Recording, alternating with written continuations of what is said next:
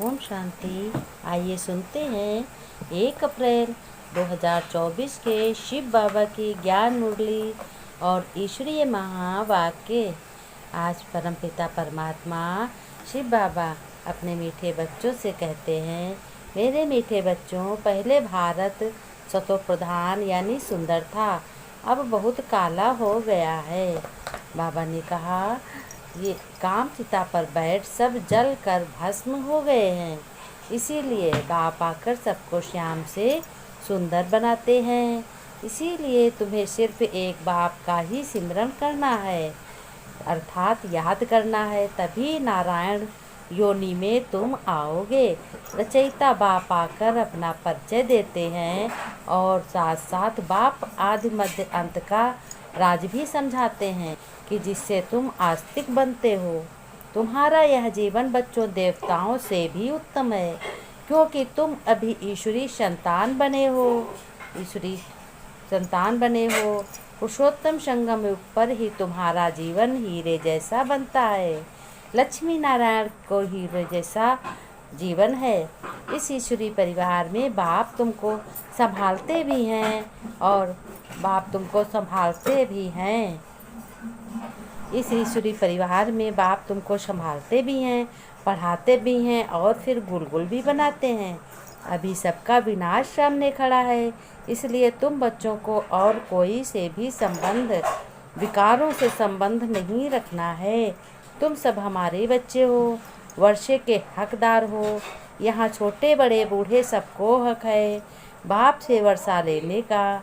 ज्ञान का सागर एक बाबा ही है, वही तुमको मनुष्य से देवता डबल सिरताज बनाते हैं। बाबा ने कहा कि तुम्हें मैं हीरे जैसा बनाता हूँ। तुम्हारा यह जीवन देवताओं से भी उत्तम है, क्योंकि तुम अभी रचयिता और रचना को यथार्थ जानकर आस्तिक बने हो। प्रश्न में बाबा ने कहा, संगम युगी ईश्वरी परिवार की विशेषता क्या है जो सारे कल्प में नहीं होगी?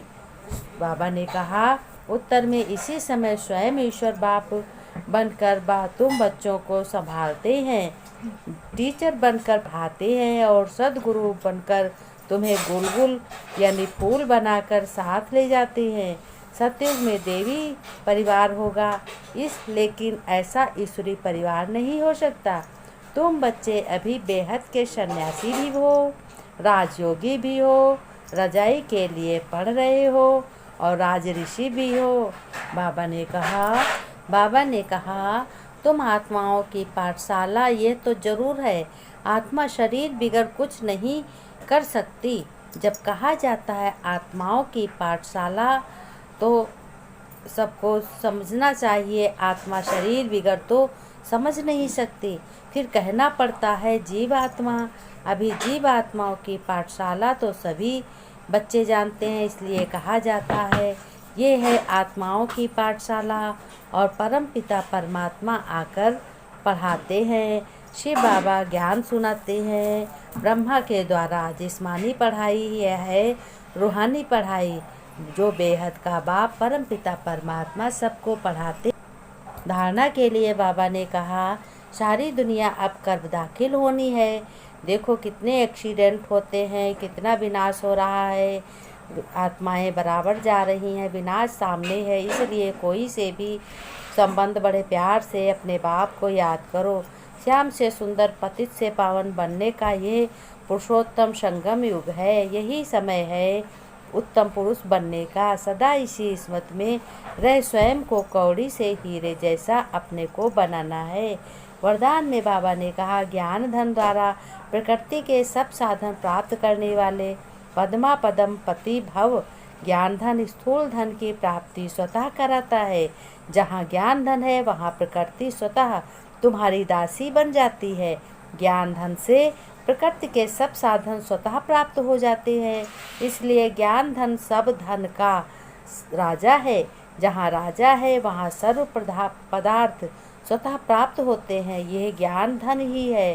ये पद्मा पदम पति बनाने वाला है। परमार्थ और व्यवहार को स्वतः सिद्ध करता है।